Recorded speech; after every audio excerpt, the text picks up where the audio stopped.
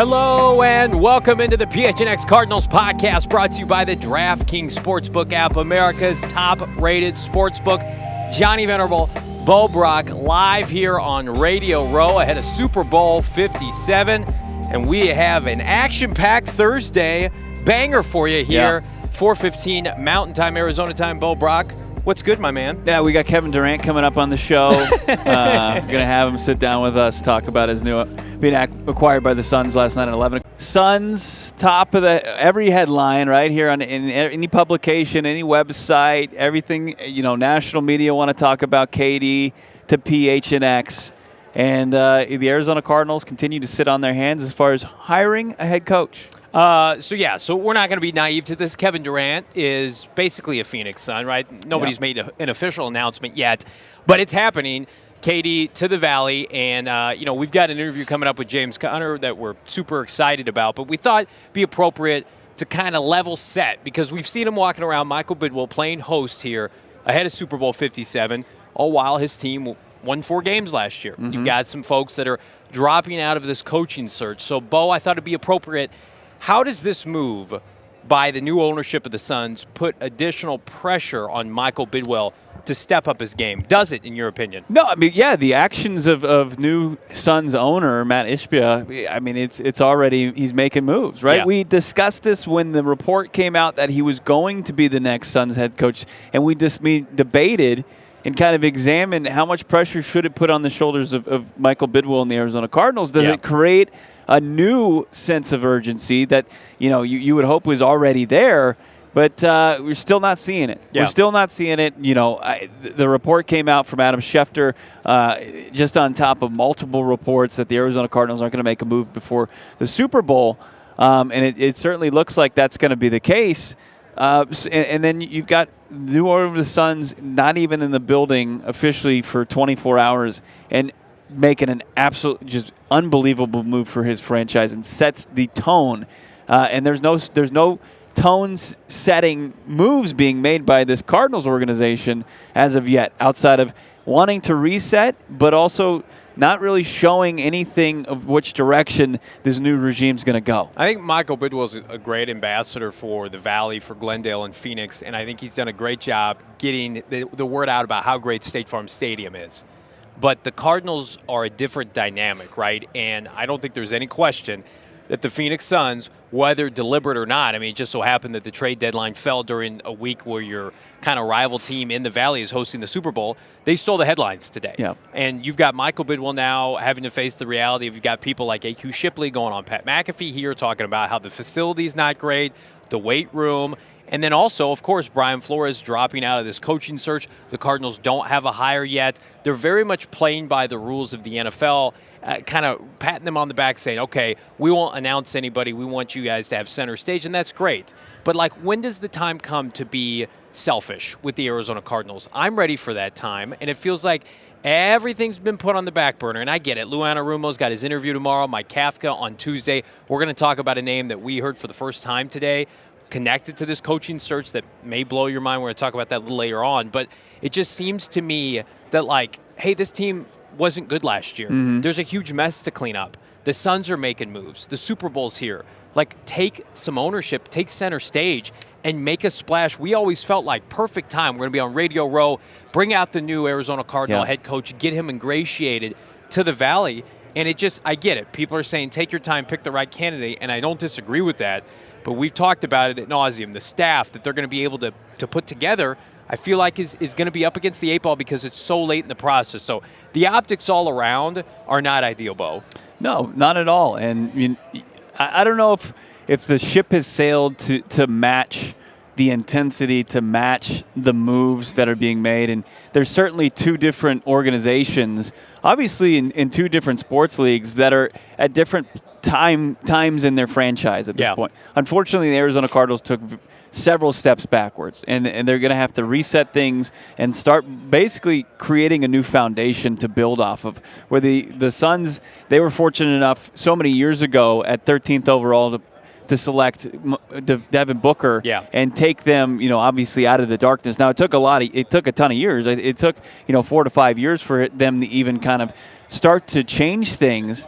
But and that's an organization that also shows, even a blind squirrel can find the nut, right? Because the ownership there wasn't great. No, and that's to put it lightly.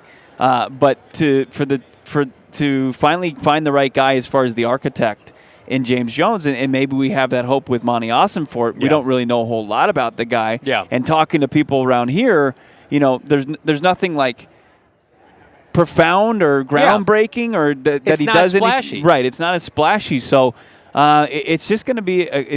You have to time travel back a couple of years where the Suns are right now to find out where the Arizona Cardinals are. I mean, they just have to keep forward, and they're going to have to figure out what their progress looks like between now and the end of the 2023-2024 season. Yeah, and a big part of at least 2023 will be running back James Conner. We had an opportunity to connect with the Arizona Cardinals Pro Bowl running back to talk to him specifically about Kyler Murray, among other things. Here's James Conner. PHNX Cardinals, Johnny Venerable, Bo Brock, joined by Pro Bowl running back for the Arizona Cardinals, James Conner. James, how you doing? I'm doing well. Thank you for having me. Of course. Yeah, James, you're out here on Radio Row pumping up Pepsi, which I don't think really even needs to be pumped up. Everybody knows about Pepsi. Everybody knows about Pepsi, for sure. But we got something special. We got the Pepsi Big Game Bash. It's for locals only. We're watching it. I'll be there. Yeah. Super Bowl party. The Pepsi Big Game Bash. We're just supporting and celebrating like Arizona culture. It's for locals only. It's like sold out, but there's still a chance to get 4 tickets. So that's why I want to, have some people get opportunity to come watch the game with me. And you go to my Instagram at James Conner, and you go to the post about Pepsi Big Game Bash, leave a comment, get a chance to win 4 tickets. So we just celebrating and Super Bowl being here and just celebrating Arizona. Is it nice to kind of take your mind off of things because you don't have a head coach yet? We're sitting here in mid-February. You brought up a word, culture, which is interesting because when I heard your new GM, Monty Ossenfort, talk about culture, I thought of 2 players, yourself and Budda Baker. Like, what are you hoping to instill in 2023 with the Arizona Cardinals? Yeah, man, the culture that, like you said, me and Budda bring. Yeah. Just a different type of standard, just our home record that's unacceptable. There's certain things that are just unacceptable. So we're just embracing that challenge and of the change and to what's come, So, man, it'll be a completely different team, but we look forward to embracing that challenge. We've talked to a bunch of your teammates, Zach Ertz, Lasidius Smith, Victor Dumakaji, and everybody kind of trying to just kind of bide their time while this coaching search goes on, not worry about it. Where are you? I'm right there with them. Yeah. Just one of the best advice I ever received was just be where your feet are. Just being in the present moment. I'm anxious, no doubt. Just be like, all right, who's going to be the head man in charge? What's the offense going to look like? What we got going on? But man, it'll be here soon enough. And so right now, just got to get the body mentally and physically ready for what's coming up and just give myself the best to the Cardinals. Your quarterback had ACL surgery about a month ago. Have you had a chance to connect with Kyler, and especially considering, let's not be naive to it. He's taking shots, not from this show. National media, it's a little bit gross, frankly, how they're piling on K1. Have you been in touch with him lately? I have. Yeah, I have talked to him, told him keep going, and he's like, man, he's in attack mode. Yeah. He said he's grinding, and that's who he is. He's going to have a work ethic, and he's going to work for sure. So, yeah. We heard he's a big FaceTime guy. K1? Yeah. Yeah. He just. Are you too? I'm not a big FaceTime guy. You just ignore. Hey, let's go audio only. Yeah, sometimes we'll be chilling. You just get a random FaceTime call from him. But man, like I said, that's who he is, man. Yeah. And so, like you said, people like to pile stuff on him and label them things. Yeah. But I'm in the locker room with him. I'm in the huddle with him. Yeah. I eat in the cafeteria with him. I know what type of person he is. So when you accomplish what he's had accomplished and overcome what he's, the odds that were stacked against him, people are going to find anything. So I don't know sometimes where people get that narrative from. Is he a foxhole player? Is he somebody that you're ready to go war with every Sunday? No question. Yeah. No question. And, I'm cut from that same cloth that he's cut from, and so he's the ultimate competitor, man. Some of the stuff I seen him do on the field, even this past season before the injury, it's just incredible. You know what I mean? So it's a lot for him. He's not used to losing, but every year we going to grow, and every year we just going to embrace, the journey that we're on and just continue to get better. So his first couple of years, he still accomplished great things and, ups and downs just like anybody, but I know how he's feeling, and he's in attack mode right now. That's incredible. We've heard incredible insight as far as Kyler Murray as he rehabs this injury and Zach Ertz rehabbing his own injury, but it really is just kind of head-scratching. Like, can you avoid this? Is it just something where the national media piles on? Like, what can, shows like ourselves, players in that locker room do to maybe change that narrative that is false? Win. Just win. Just win, baby. Right? You know, Al you Davis. know how it go. Just win. You know, if we go out and win the Super Bowl, they're not gonna care what he does off the field. You know what I mean? So it's he just getting attacked right now. They look at him like he's an easy target just because of what he's accomplished in his past, undefeated in high school, Heisman, all this, and now that he's, not competing for the big game, they want to just nitpick and do all types of different stuff. So, man, he knows that's what comes with it. He's been in the spotlight; it's not new to him. So he's gonna get healthy, and when it's time for him to come back, he's gonna give us, give us what he got. Specifically to your role, James, because we don't know who your head coach is going to be. We don't know what kind of offense it is, but you're one of the few constants that remains with this team. You're healthy.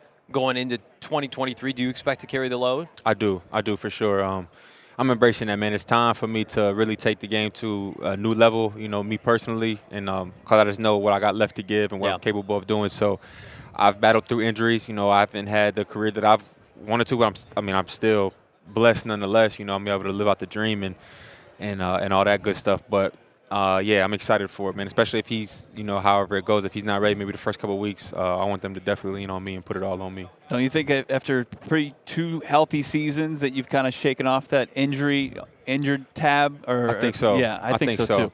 I missed some. I missed a couple of games due to a rib. Yeah. But, man, it's tough. Anybody who knocks that, have a rib injury of your own and see what you can even do. Mm-hmm. Yeah, just looking around, and I'm not the only one, you know what I mean? So it's been fun, man. I'm trying to just continue to get better year after year. I'm constantly learning new things, so I feel like every year you want to have the confidence to be like, this is that year. Yeah. That's how I'm feeling. Have you been able to follow the coaching search, or did you kind of just tune that all out? Because, we cover it on a daily basis, and there have been ups and downs. We've heard about 20 names connected to this job. I mean, are you just kind of waiting on bated breath until next week when they make an announcement finally? Yeah, I'm kind of just waiting. Like you said, at first it started out, it was so broad. Like, it could be any one of these guys. And then now I'm hearing that they narrowed it down to two, and so I'm like, I don't know what's it going to be. So I'm just kind of waiting back and seeing who we got. And then when the name is announced and what we got, I'm just going to get in my best self and just prepare and do some research and just, all right, how am I going to fit in the best way? Best way that I can. So I haven't got too much into it, but I'm definitely anxious to find out. We see JJ say goodbye to the game. Obviously, you had the Arm Farm Fridays, right? Are you guys going to continue that tradition? And who's going to join you as far as getting those buys in? I'm going to bring everybody with me. I'm going to bring young Lacitus. That's the future old lineman coming up. He's going to make some big plays for us.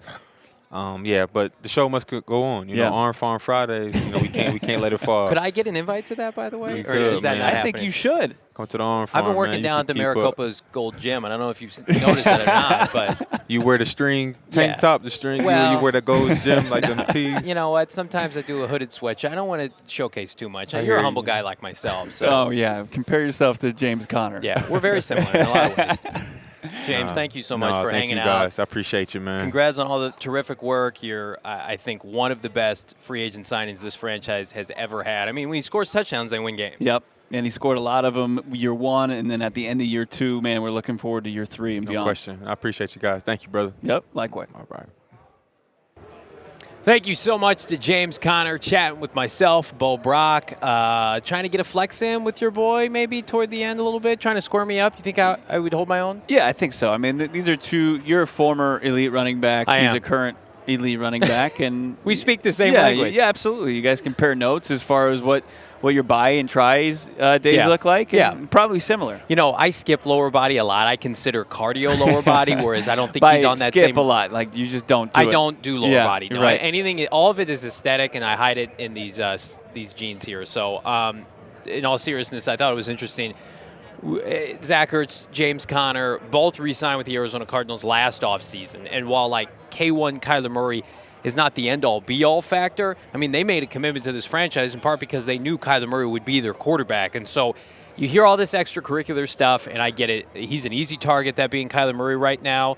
But, I mean, James and Zach are two of the most high-character human beings that we've had an opportunity to connect with, and they can't say enough good things about him. Yeah, I mean, and Zach Ertz made the point yesterday. It's like, who throws him the football? So you do have to keep a good relationship regardless of how you feel things are going. But it's also good to pump up, build confidence in a guy who's continuously taking shot after shot after shot, despite not having to play to down a football in over 2 months now. Yeah. And is on the mend from a torn ACL and having his meniscus sewn up.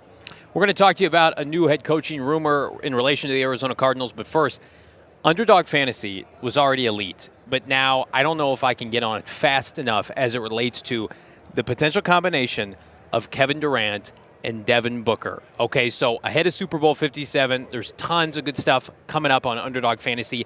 But if you want to get your licks in before the big game, the Phoenix Suns right now are the hottest ticket in town, and Underdog Fantasy has you covered because they do daily fantasy differently. We are pivoting, stiff-arming, year-long fantasy all aboard the Underdog Fantasy train with Kevin Durant, with Devin Booker, with DeAndre Ayton. You love to see it. You can draft your team up against 5 of your friends. The highest scoring squad wins that cold, hard cash. You can do head-to-head. Bo and I go head-to-head all the time. Get a group going. Draft up to 6 NBA players. No positional limits. Again, Suns are going to be a hot team on Underdog Fantasy for good reason. Like, are you get the higher or lower in Devin Booker's point totals? Kevin Durant, DeAndre Ayton, snatching up all those rebounds. It's so exciting. You know, real talk, we get DMs and messages all the time like, tell me about Underdog Fantasy. I've heard about it. I'm not sure how to get started. Well, fam, it's super easy. All you got to do, go to UnderdogFantasy.com, download the app now, use the promo code, you guessed it, PHNX. Underdog Fantasy is going to double your first deposit, friends, up to $100. So if you're brand new, PHNX, put in a hundy, boop, you get out a hundy, and you're ready to wager on NBA games. Major League Baseball's coming up. Spring training's right around the corner. And, of course, the coup de grace, Super Bowl 57 here in the Valley. Like, I don't know, Jalen Hurts, higher or lower, over 0.5 touchdowns. Total yards, for instance.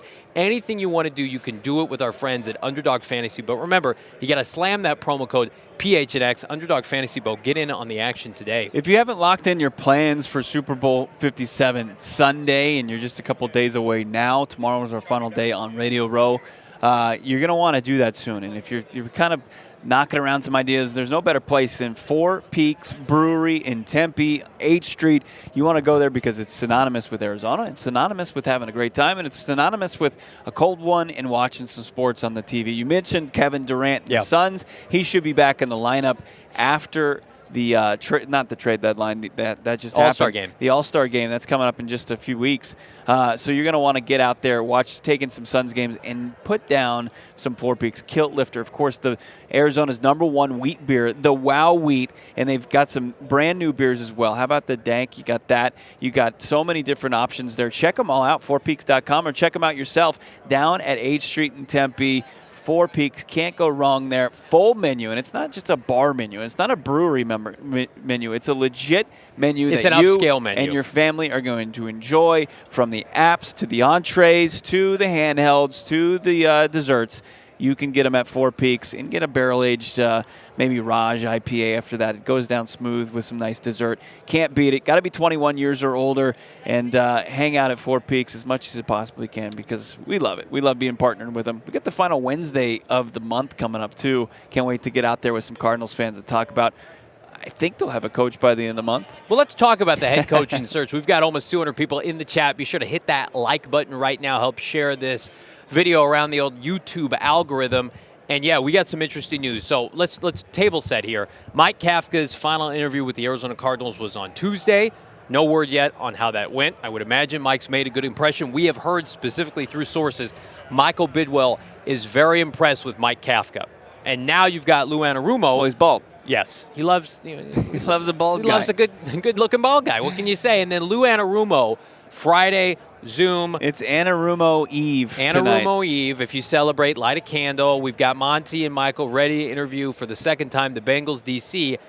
But I'm going to preface. What are you putting out? What do you? Not milk and cookies for Lou Anarumo Eve. What do we put out there? Maybe some like Skyline chili and some water? I'm going to put out bootstraps because you're going to hike up your bootstraps and roll up your sleeves and get to work if you're Lou Anarumo to clean up your this mess. MREs? Like, yes. You think he's more of like a military type guy? He is. He went. Okay. I think he went to Air Force or Army. He's got coaching experience within the military. I know that. But here's what we also know. Mm-hmm. So there's a hot rumor going around. Benjamin Albright, friend of the program, reporting that the Arizona Cardinals remain interested to some degree with Jonathan Gannon. Now, they have not had an official interview done in the books yet, but they could talk to Gannon as soon as Monday.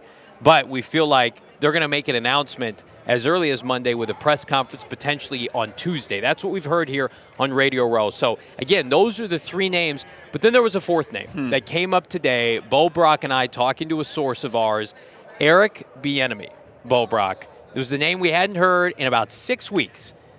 But somebody told us, who's very much in the know, Bo, don't be surprised if we get to early next week. And knowing who his source is. Right. His source is a source that I can tell you right now, it's a good source. Yeah, it's a big source. Don't be surprised if Eric Bieniemy finds a way to become the Arizona Cardinal head coach. That's wild to me. That's out of, I mean, that's so far off the radar that there would have to be some ties there, obviously, between Monty Ossenfort, Dave Sears, the new assistant general manager, Michael Bidwell. I mean, did Bieniemy ever come in for an interview in the previous cycles? He rejected the Cardinals back, I think, in 2018 when they hired Wilkes. He said no to them before. And we've had a lot of people ask us about Bieniemy. I know, guys, voice your opinions in the chat. We're not saying we're pulling for Bieniemy one way or the other. I had kind of dismissed the idea that he would even be a candidate. But the person we spoke with today, who's very much in the know, brought it up unprompted, said do not be surprised if Eric Bieniemy is the Cardinals head coach early next week. Again, could not happen, may not happen, we don't know. But if we find out that that's the case, let's all be prepared for it. Let's be some amateur sleuths here. Let's just try to figure out what the connection is between Eric Bieniemy and the Arizona Cardinals, whether it's their new front office or whether it's I mean, you look at him. He spent some time. Obviously, he was in Colorado. Yeah. He was at UCLA. Okay. He was with the Vikings as the running back coach. Okay. Then he went back to CU as their OC. Okay. But then he's been in Kansas City since 2013. So not a whole lot of time. Monty Ossenfort's his tenures. It's been New England, Houston, back to New England, and then he was there for 15 years before he took the job in Tennessee. You look at Dave Sears. He was a guy that's primarily been with the Houston Texans and the Detroit Lions. So just really trying to find some sort of dot connecting here. And I mean, is it somebody that's connected to the Patriots that's in Monty Ossenfort's ear and saying, hey, this is a guy that hasn't got the opportunity. Right. He's the next, Bruce Arians, who we're going to talk to later today. Yeah. He's a guy that's been through several of these interview processes in his career and not landed this job, and he's getting up there in age as far as Bieniemy goes. He's going to be 54 years old. Yeah. So, it's just strange to me that there hasn't been a first interview. There hasn't been anything. There's nothing. There's no murmurs. This is the first time we had heard the name. Outside of, speculation, fan speculation, people saying that, he would be a good option. Bless you. For the Arizona Cardinals. I get stuffed up just thinking about it. Yeah. Back in November, Bo and I put together our top 5 candidates. He was number 5 on my list. Now the top 4 candidates are no longer available for the Cardinals to talk with, so maybe this is a weird way of the football god saying, Johnny, we're going to take care of you. How would an Eric Bieniemy rank with you on the other 3 potential options for the Cardinals? Would he be number 1? Would he be number 4? What do you think? When I sit here and I pound the table for some experience, I mean, it's somebody that has experience. It's a guy that doesn't put up with shit. You've seen him go back and forth with a Patrick Mahomes on the sidelines. He's fiery. How would he match, Kyler Murray's passion and fire on the sidelines? And would he kind of tighten things up as far as that goes, or just match that energy? Right.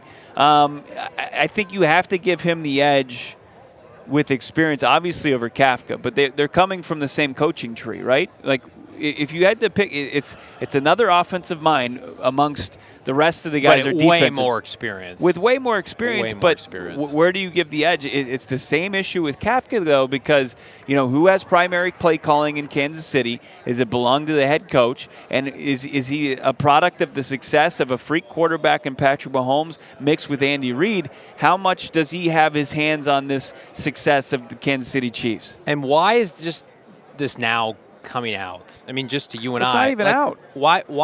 Why was it not discussed as a possibility that they would put in a request? Or maybe, Monty Ossenfort, close with Scott Pioli, who's close with Andy Reid, and Andy's been trying to get Eric hired forever. Yeah. And the word on the street is that doesn't interview that well. But for the Arizona Cardinals, like, we've had people come in and have tremendous interviews and not be good head coaches. I think that it could almost be like the perfect storm in the best possible way to get somebody in here that, number one, prioritizes offense, so it fixes Kyler Murray, and then also is a hard ass. I mean, he is a hard ass, and he gets into it with people. He's gotten into it with Patrick Mahomes. The questions that I have about Mike Kafka being able to lead a 53-man roster, I don't have those nearly as much with Eric Bieniemy. I know he's seen adversity. He's seen inexperience and worked through a lot of the situations that have come arise during his NFL tenure. Kafka, to me, again, we don't beat this dead horse, but he went to Northwestern, then he went to the NFL, and now he's basically an offensive coordinator for 1 year. I would like to dip my toe in the Kafka pool maybe 5 years from now when he's got more experience. Then that's next time they fire somebody. Yeah. Inevitably. Yeah. Whoever gets fired, whoever gets the job and then fired. And then, but there's the concern, right, that if you don't get Kafka now, he's going to have more success. But that's the thing. They thought that way with Cliff. They said, we're going to hedge our bet. They're the only team that thought that with Cliff. Well, You've had at least four other teams that thought that too. Not for the head coaching spot or the offensive the Jets interviewed Cliff Kingsbury when they hired Adam Gase, and the Cardinals specifically, I know this for a fact, thought, we're going to buy low on Cliff because if he tears it up at USC, he's not going to consider us. And, for about 2.5 years into it, it looked like they made the right decision. Bieniemy, to me, I think, would be a coup for Michael Bidwell only because you have all these other owners saying, no, this guy's not going to work, and then you bring him here and he works with Kyler Murray. I mean, that would implode the NFL because everybody's got their arrows out for K1, and then it's like, that's the rest of the that's league what I liked about is saying, Flores. Nah, he's not going to do it. It And then the doesn't work for Cardinals them, are but the it might smarter work team for in the us. room, right? Hasn't that worked out for But them real so far? talk, it's what I liked about Flores. I liked the us against the world mentality that I thought Brian would bring. I think Bieniemy's got some of that as well. So what do you think about maybe they're thinking Bieniemy offensive coordinator? Wouldn't hate that. Because that's a guy that really has to go out and flourish on his own as the But primary you're not doing play that caller. with Kafka, right? You could.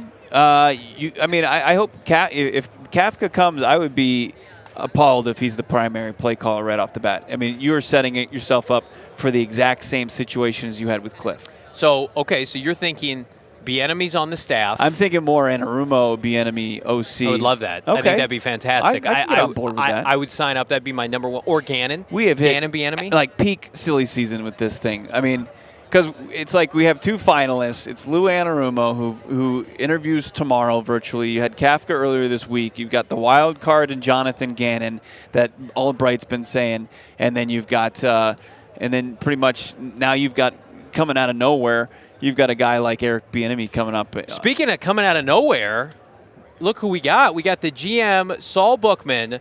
Listen. Man, we got the biggest star on radio right now to sit down with us. He didn't get to give us 2 cents on KD last night. So I mean, I really want to just come on and echo the sentiments of the old buddy Ryan. You got a winner in town. That's right. Let's go, baby. Let's go, baby. What do you think? Also, Eric Bieniemy is my childhood crush. What do you mean? So the first game I ever watched was Colorado versus Notre Dame in the 1990 Orange Bowl, where Eric Bieniemy was a star on that team. And he was like my favorite player growing up. I wanted to go to CU because of him. Wow. Yeah. And then I realized Colorado football was trash after about 5 years, and I changed my mind. But, yeah. Was that Coach Mack back in the day? Was that Bieniemy and Slash? You had Cordell Stewart. Yeah. Man. It was a phenomenal team. Vance Joseph was on that team? Yeah, he was. Yeah, he was. Oh, no. It's never ending. No. It's never ending. Somehow Vance Joseph has connections with every one of these candidates. A CU reunion, baby. Let's go. Okay, so we got the GM Saul Bookman. Let's talk about the Cardinals and this coaching search because it's front and center. I've made the argument that Michael Bidwell has kind of let the fan base down a little bit. You've let the Suns sneak in here, which we love the Suns. We love Kevin Durant. They've stole your headlines this week. You don't have a coach to trot out now, and you've got these two other teams on display during Super Bowl 57 week. People are trashing your facility. Brian Flores drops out. I mean, like I think it's not great optics for Mr. B.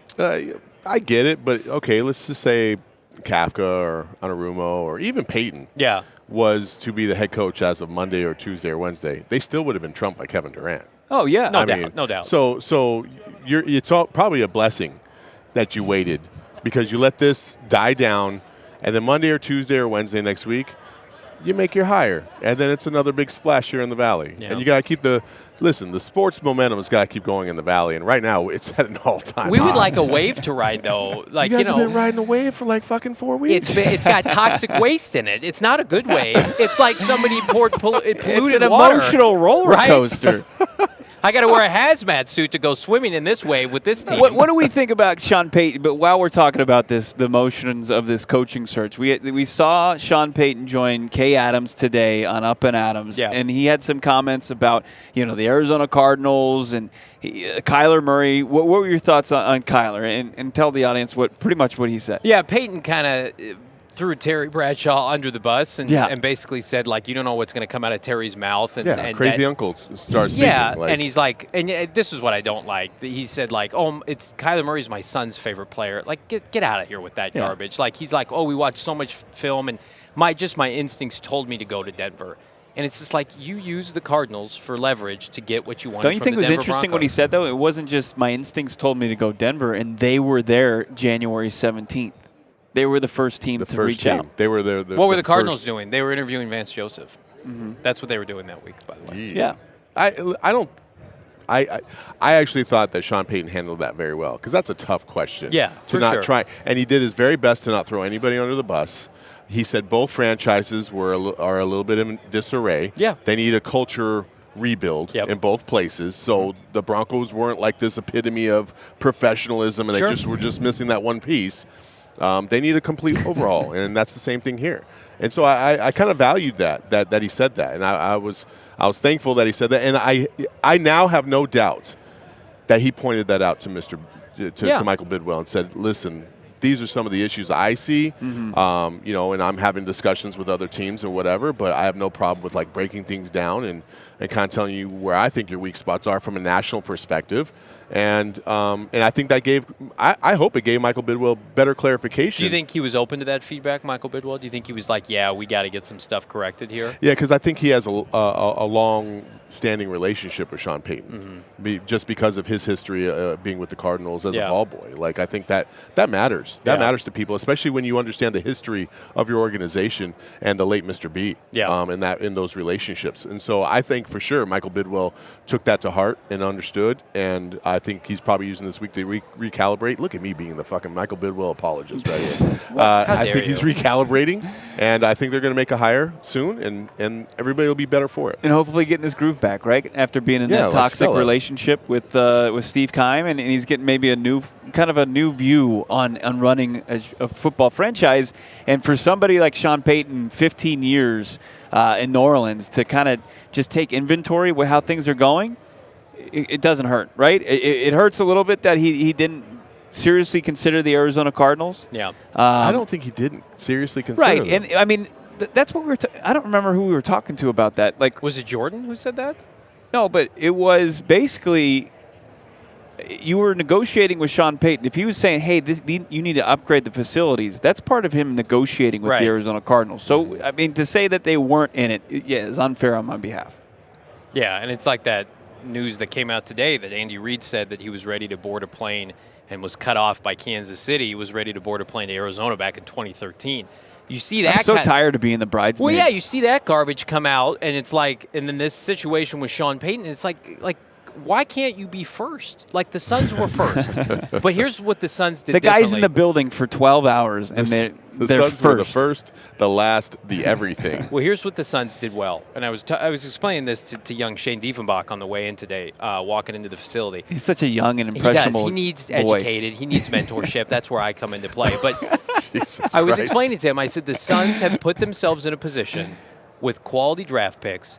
When the right opportunity came up, you could pounce on 10 years of futility. Well, let's keep that in mind. And the Cardinals shit the bed. 10 years of futility. When Sean Payton was available, did not have a great season, and they had all this turmoil. You're in TMZ. You're in these articles. It's like Michael Myers. Why is your mentee standing behind you like he's about to axe murder you? Okay, see, you're going that way. I disagree. I completely disagree. You're not giving the Suns credit? In this specific situation, it took for a complete ownership change at the 99th hour for that to happen. This is what I think. I think this is what it's more likely. is that Sarver, when he was going through his shit and completely causing chaos, and the NBA basically told him, dude, you need to back the fuck off. He hired Monty Williams. He hired James Jones to be in front of that front office, and he took a step back. And I think Michael Bidwell is more now. in that situation in terms of seeing what he had, realizing Kime wasn't the guy anymore, realizing Cliff wasn't the guy anymore, but he still needed advice in terms of how to approach this the right way, really take the Cardinals to another level. And I think he got that advice, and now he's approaching this in a more it's efficient a slow play. manner. It's slow and more efficient, and it's for a fan base that's starved. And it's frustrating. It's what we kind of talked at the top of the show about with the new ownership with the Suns and the current ownership with the Arizona Cardinals. That's not going to change anytime soon. Is where you have this, it's just tough where Ishbia set that precedent immediately and said, I'm willing to do whatever it takes to win. And I just don't feel like you've seen that throughout this process. You don't get that sense. Well, you talked to Michael Bidwell that day, and he said that basically money's not going to be an object. They're going to cast a wide net. He talked about diversity and inclusion. But if you've got the biggest fish and your wide net, I'll let you talk here, Saul, in just a second. Like, if you've got him in your building, he says, hey, we need to upgrade the facility. Say, fuck it, whatever it takes, man. Let's do it. Let's ride together. Rebuild this franchise. I get it. But again, like, we're talking about a 53-man roster as opposed to 12. One man can literally make the difference between you being out of the playoffs, an 8 seed, or at the top of the West or the East. And the Suns won 60-plus games. Yeah, I mean, like, we wouldn't be talking about this if Ishbia took over the Detroit Pistons right now.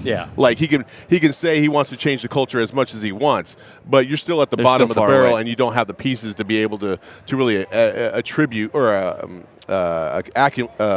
God damn, why can I not think? I don't know what that is. Accumulate. There you go. Accumulate. Talent. The Suns are in a lucky position. The Cardinals are actually in a lucky position because of where we're at right now. And I think that's the key. You got to get the right mindset in here. That's the most important thing. And I know everybody's probably like, fuck Saul. No, they're not saying that. Not in those kind of words. Just a lot more politically correct. But listen, I just really want to have faith in this franchise. And I really do think that Michael Bidwell's going to do his very best to try and do what he thinks is right to put this team in the best possible position. I don't think he's going to try and cut corners, or at least not the corners that he thinks he shouldn't be cutting. Well, and the franchise needs to strip it down to the studs, and you need a foundation of sustained success to be able to compete. On the brick walls and everything. Yeah, you need to take this team and flip it on its head. It does feel prison-like when you walk into the hallways of the Arizona Cardinals facility. I mean, it is red brick everywhere. I'm like, what the fuck? Am I in solitary confinement right now? Go to some neutral colors. There's some shag carpeting in there, I believe, too. It's not Sometimes great. I like to take off my flip-flops and rub my feet. You know what they could use is some Chi-Town cornholes, by the way. I think those would look fire like they look like in our PHNX headquarters in downtown Phoenix. Chi-Town custom cornholes, they're flipping fantastic. Bags, if you will. We call them bags in the Midwest. The best part is that you can play them year-round here in the Valley because the weather's phenomenal. We had some going earlier this week. They've been supplying premium cornhole sets across the country and to military bases deployments throughout the world since 2007. So this is not a company still getting their feet wet. They are the premium cornhole distributor, and they're a fave partner of PHNX. Their signature box-style design can be digitally printed. They can cover it in vinyl. They can stain it. They can paint it. And their boards come with built-in drink holders. So pop open one of those 4 Peaks, boop, put it in, and have a good time with your buddies. They've got LED lights. As fancy or as traditional as you want to make your cornhole, they have got you covered.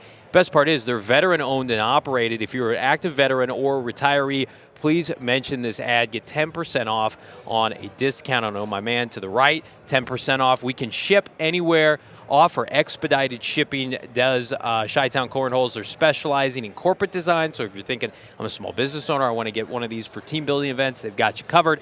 Tailgaters, barbecues, and by the way, Super Bowl party, Super Bowl 57. Make sure to follow them right now on Instagram at Chi-Town CustomCornholeBoards.com, as well as Chi-Town at Chi-Town Cornhole Boards on Instagram, Chi-Town Cornhole.com. They're a fave, and I can't wait to play. The perfect accessory or game for Super Bowl Sunday party. Yeah, Chi-Town cornholes also best accessory. If you don't want to make like the pigs in the blanket, you don't want to be like lame.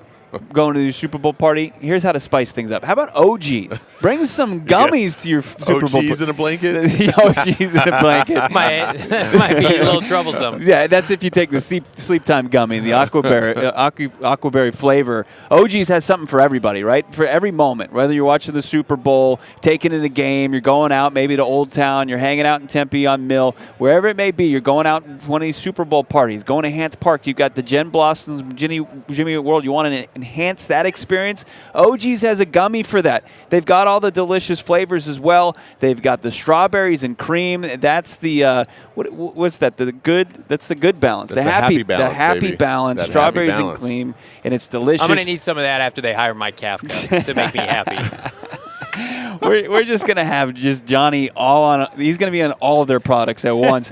We don't recommend that. We recommend getting that happy balance, that tropical, that watermelon, that raspberry orange creamsicle, which is one of the goats as far as their flavors go. You can't go wrong with OG's Brands. You got to learn all about their products that you can find in your local dispensaries. Go to ogsbrands.com. That's OGEEZ brands.com. Follow them on your socials as well at OG's Brands. Next Tuesday, we're going to be taking some photo shoots with the OGs folks. Nice. It's going to be pretty dope. Craig Atwell in the chat. Johnny, did you photobomb Isaiah Simmons' interview today? Which one? Intentionally or not intentionally? We were trying to get Isaiah on the show. We were his shadow for a good hour and a half today. Isaiah Simmons is our white whale here on PHNX Cardinals. He will be on the show one day. It just unfortunately will not be today. He's a busy man. He's a man in demand here at Radio Row. Somebody else who's in demand, ex-Cardinal head coach Bruce Arians. What's the matter? Emma's got something. I just have a question for Saul specifically. Okay. It's back to OGs. Do you remember OGs promising KD? Yeah, lifetime supply. Oh, it's happening. Oh, it's happening. Sure. I'm speaking on their behalf right now. Yeah. It's happening. Okay. Yeah. So wait, now what happened? Oh yeah. So over Back the in the summer? Yeah. over the summer, I made a series of advertisements. I don't know if you know. You can check it out at PHNX Suns. Trying to lure KD in here. So I owe him a game room. Of his own in our building. Easy. Okay. Yeah, that's cake. I can do that in my sleep. Easy peasy. I offered him a lifetime supply of OGs as well. Okay. Easy. I believe I used a Jamaican accent and used the words. I don't endorse that. Bombaclad. Don't you do it, Johnny. But so we clipped that. Not trying to get this show canceled. So we clipped that and we posted it to social. And OGs responded and said confirmed. Wow. So yeah, all right. Yeah, OGs is on the hook Some for his receipts lifetime there. supply. Should we do that for Mike Kafka? Mike, we can get you all the OGs you want. If you Not as become big the of head a coach. splash. No. Not as big a splash. No one wants that. But what they do want, they want Bruce Arians. We've got Arizona Cardinals winningest head coach of all time, Mr. Bruce Arians. Bruce, how you doing? I'm doing fantastic. It's great to be back in the Valley. It's great to have you back. Of course, the Arians Foundation. Bruce, Cardinals have a head coaching vacancy. You available? No, I'm done. I'm done, but I'm sure Michael will get a good one. The guys they're talking to, I'm very impressed with. Very similar kind of coaching search when it came down to you, right? It was long. Kind of took a long time. You're the last guy they spoke to. Like Lou Anarumo, you've got Mike Kafka. What do you think about those guys? Great quality people. Yeah. Good coaches, and I really like both those guys. I don't think you can go wrong. Quick question. So Kyler Murray's taking some shots in the media. What advice would you give Kyler Murray right now? Get well. Yeah. As far as, because that's going to be hard for him for at least another year. But hey, I think Kyler's a tremendous talent. He's got to fit things around him, and he can put a little more time in. It's great to have you back in the Valley. Another ambassador here for the Arizona Cardinals organization, the winningest head coach, Super Bowl champion, Bruce Arians. Thanks, Bruce. guys. Thanks, Bruce. Thank you. Thank you. All right. Back here at Radio Row. Doesn't mean we can't prepare for next year's Radio Row and Super Bowl 58. It's going to be in Las Vegas, baby. It's not going to get any better than Vegas. Well, no, Phoenix. It's tough to beat Phoenix. It is tough to beat Phoenix. But So- Vegas, we got a Vegas Guys, mocktail thanks to Cosmopolitan Have out you there. ever tried this before? Yeah. You want me to eat the flour? No, so drink it first. No, they're telling me to eat the flour right now. You drink it first, then eat it, right? Yes. Take a little sip. Mm-hmm. And then you got to eat the flour. Just go ham, dude. Oh, You got to let the oils get onto your tongue. okay. Wow. When did you become an expert on this? Ooh. Dude, I am a food and beverage connoisseur. You are. It's like You're an a foodie. This is You got that little tingle going Yeah, on, then you big take time another tingle. sip, and it tastes a little different. okay. This is great podcasting It here. is very good. Great That's for audio. fantastic. The Cosmopolitan in Vegas, that's the site of Super Bowl 58. Can't wait for that. I think my mouth has gone numb. Yeah. No, I'm kidding. It's delicious. You have an allergic reaction? I might need, does anybody have my EpiPen? Oh, man, that's great. Keep it together. Yeah. We don't have an EpiPen, but we do have brand new shirts at the PHNX merchandise locker. Thank you, guys. Celebrating, I don't know, the Phoenix Suns' newest edition. Check this out. We have the Kevin Durant-inspired Phoenix Suns T-shirt on the merchandise locker. Producer Emery, we got that? Oh, yeah. Yeah, it's on the screen. Okay. Yeah. There's a tape delay there. You're I behind there. got a little bit of delay. There it is. Beautiful. Sugar Skull looking kind of like KD-ish, right? Slim Valley Reaper tee. I can't wait to order one, sport it on the reg as the Suns hopefully make a finals run en route to a championship. They even got the KD hairline, which here's what I'm going to say about it. Oh, boy. Why are we bringing up the KD hairline? That is going to be fixed in post-production, I'm going to tell you right okay? now. Well, look at the picture. Look at the picture. We don't make fun of our own product, No. Johnny. We're not making fun of it. It's authentic. It's real. What's your thoughts on it then? I think it's great that they got the likeness so close. I mean, like, listen. I think my airway is closing right No now. one's- Am I okay right now? No one's You're going to okay. make it. Oh, I promise you're going to be fine. It'd be like they made I'm a about to be T-shirt of me. intubated on the Radio Row floor. Listen, that shirt is one of my favorite shirts we have at PHNX. It goes hard. It goes really hard. Also, a little teaser. We have multiple Johnny can get past. The look on your face, man. We got other shirts that Not are everybody coming can I have can't Johnny taste- Venerable's hair. I can't Nobody taste- can have this. I can't taste the left side of my mouth. Is that on purpose? This is great. Those This is people who great. gave it to us got out of here real Yeah, quick they when did. the liability started coming up. This is So fantastic. Bruce Arians there, probably no stranger to Las Vegas. Yeah. I mean, put it completely to bed. Anything didn't somebody report earlier this offseason like, hey, BA might even want to come back to coach? He completely shot that down with us. Bruce said, no, I'm not coaching the Cardinals this year. And No, I'm not coaching. I'm not coaching, period. Yeah, he's done. And you saw him around here. He's in his element. Who is he going to hang out with later today? Did you get word of that? Jason Aldean. Jason Aldean. You Yep. think Bruce, with his Super Bowl championship, wants to go back to the rigors of coaching an NFL franchise? No, he's man. made his money. He's a made man in, I would say, 2 to 3 franchises: Indy, Tampa, and now Phoenix. And yeah, he's living the sweet life, man. He's one of the, listen, in such a short amount of time, he became one of the legendary coaches in the game. In legendary in so many different ways, and I think it's the best of ways. Yeah. Like, he's outspoken. He tells you what he thinks. He calls people out. And that's accountability. Yeah. And he'll even call the media out sometimes. Like, you didn't ask that question last week when we won by 45 points, huh? Good BA. You know what I mean? Yeah. So, I don't know if that was a good We BA impression or got not. Frank Caliendo back over on set. Yeah, I mean, that's one of those things that's keeping this coaching search people hopeful. Like, hey, Bruce Arians was the final head coach hired. He was the last guy they interviewed. The Yeah. Bears let him go without hiring him, and they fell right into the Arizona Cardinals' lap. Which is a crazy story. I don't Yeah. know if you heard that on the CHGO show earlier today when he was Yeah. on. Did you hear No, it? fill us in. Yeah, so basically he was literally at a hotel right down the street thinking he was going to get the job. Yeah. And it was a done deal. And then No. they went the other direction. Mark That was that. Tressman, Crazy. Word on the the street nerd is coach out of the Bears- CFL. the Bears did not want to bail on their 4-3 defense. They wanted to keep what is that called, the wide 9 or whatever. They wanted to keep their old defense intact. And what did Bruce Arians want to do? Well, I like this guy named Todd Bowles. I want him to be my DC. And they're like, 3-4. I'm not feeling that. And so they went with Tressman. That was a disaster. And the Cardinals were the benefactor. And another good point that came up from the Zach Ertz interview, if you haven't seen it, it's up on our YouTube. Check it out. Basically said the first choice for the Eagles a couple of years ago was Ben McAdoo, and he spurned them. I think he went to the Giants, right? And so they got Doug Peterson as a result. How about last year? Same situation. Jacksonville wanted Byron Leftwich. He didn't want them, so they got Doug Peterson. So, again, we're not trying to say, like, well, the Cardinals are going to get lucky by default. There is some sort of common ground there, though. I mean, say that again. So the Eagles go with Peterson. Yeah. The Jags go with Peterson. The Jags go with Peterson, right? Yeah. But also you have more established opportunities. A guy like Kafka, you're just running the risk with inexperience, and that you're just trying to get in on the maybe even before the ground level on who's going to be a hot commodity in the next coaching cycle, maybe 2 coaching cycles from now. Just like the same mistakes. It's like that's why I really point to the 2018 after the 2018 season when this ownership fired Steve Wilkes. They said, this was our mistake. We're responsible for that. We're going to hold ourselves accountable for that. But what did they actually do? It's one thing to say it, but then here we are a couple of years later after Cliff Kingsbury, and you're seeing the same mistakes, and then you're seeing them potentially make the same sort of hire. It's like, what have you learned? I don't know what they've learned. I've learned that they like to take their time. Yeah. And they don't like the splashy move, or they can't secure the splashy move.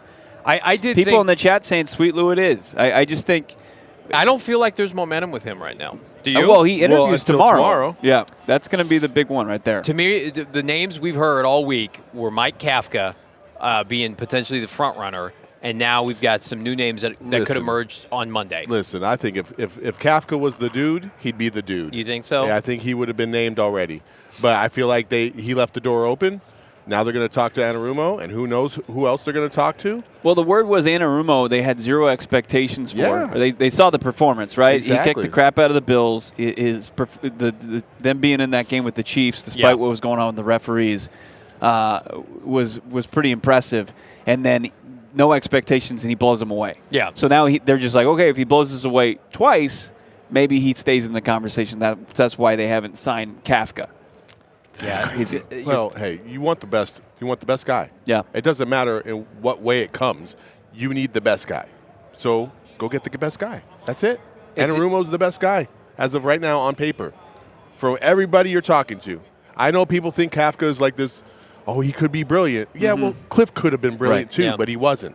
So I don't want the hope. I don't want the potential. The Giants deal. had some dudes, right? On offense, right? Outside, Daniel Jones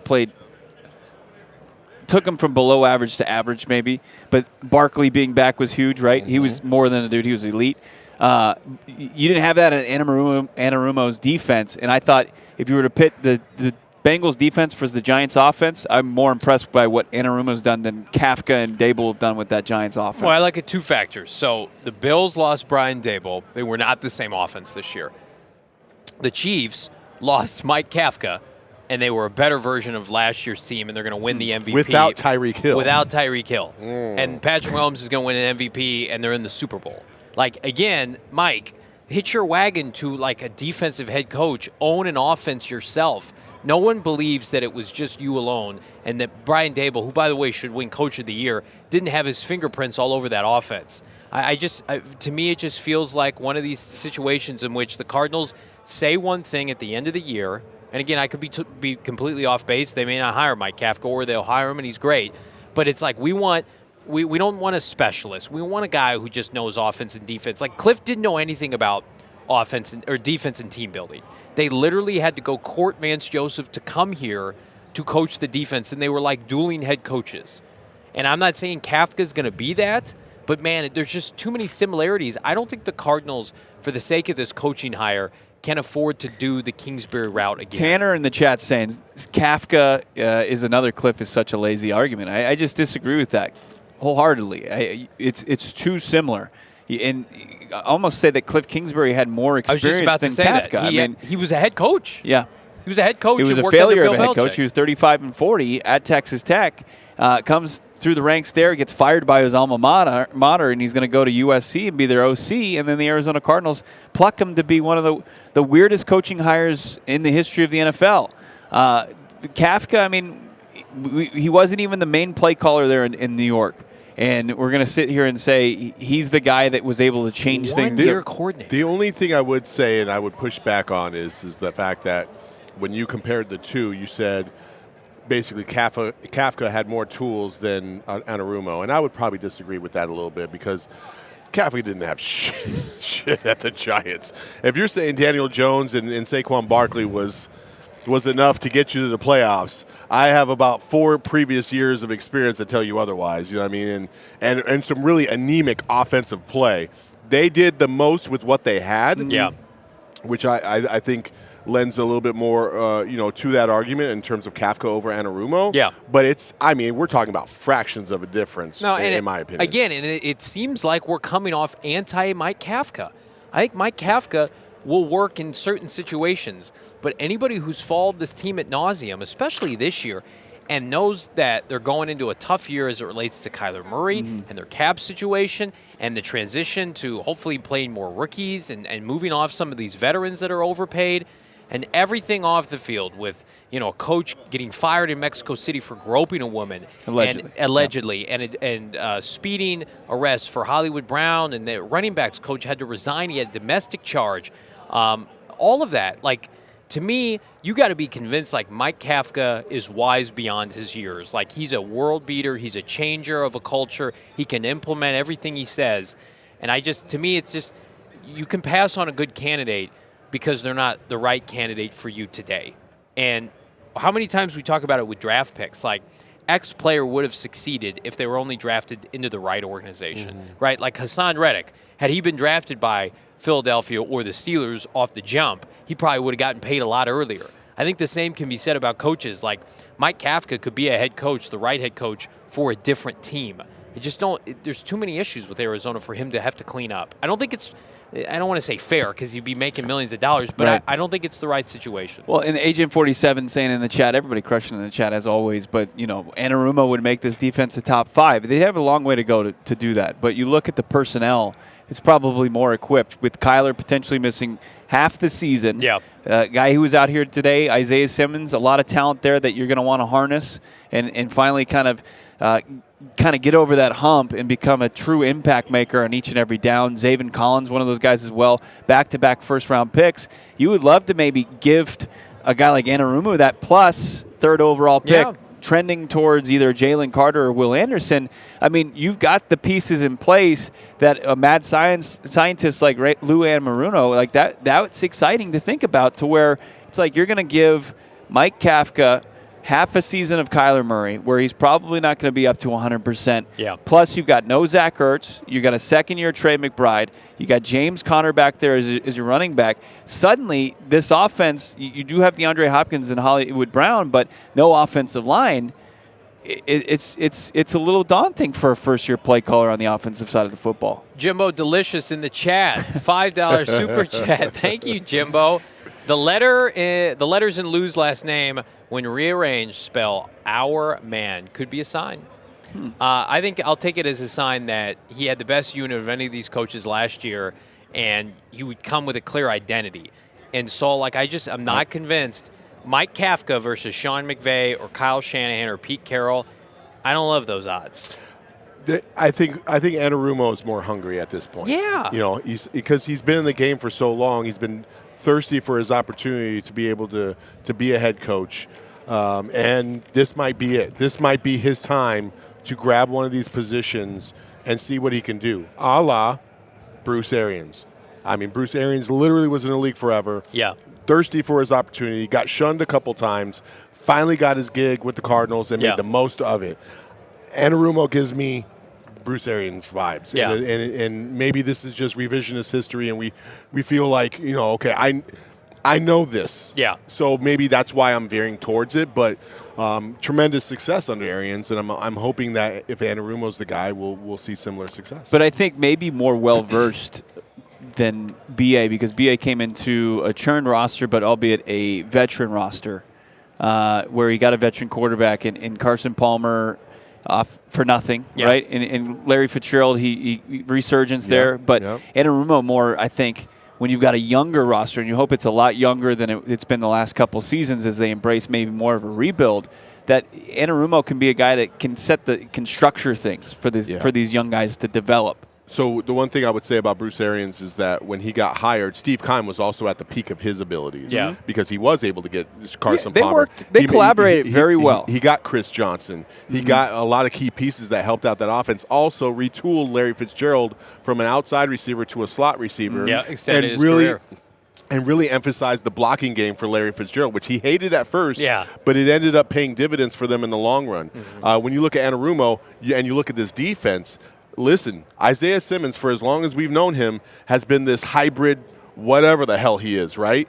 Well, Anarumo can come in here and identify exactly what he is and say, okay, this is what you're going to be. Yep. You might not like it at first, but this is going to be the best for you in the long run. Sell him on that, and then he becomes an all-pro. Yeah. Like, and that's what you're hoping will happen. On the offensive side of the ball, if you got Kafka coming in, there's just too many variables with him right now that you just don't know about. Yeah. Because there is no proven track record, and that's what to me would concern me the most. Well, and Bo's brought this point up before. It's like the Time signings kind of died when Bruce Arians left, and that was because those were Bruce Arians' contacts. Those were the free agents he got to know. Yep. And then it's like, where's all the splash moves, Steve? And it's like, wait a minute, were your contacts really Bruce Arians? And the same thing would go for Mike Kafka. It's like, you've had a cup of coffee in the NFL. You don't have relationships built with these guys, whereas somebody like Lou or Eric Bieniemy, they've got a decade plus of experience to say, hey, this guy played for me here. He's on this practice squad. He's on this team. Let's go get him.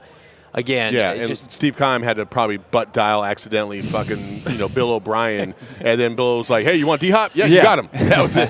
You know what I mean? So he met Steve Wilkes on a beach. That's a real story. That's how he kind of made his way to become the Arizona Cardinals head coach. Can we emphasize something? We wish Steve Keim the best. And hope he's doing well. But from a professional standpoint, football standpoint, Jordan Schultz, friend of the program, was on with us yesterday. Check out the interview if you haven't already.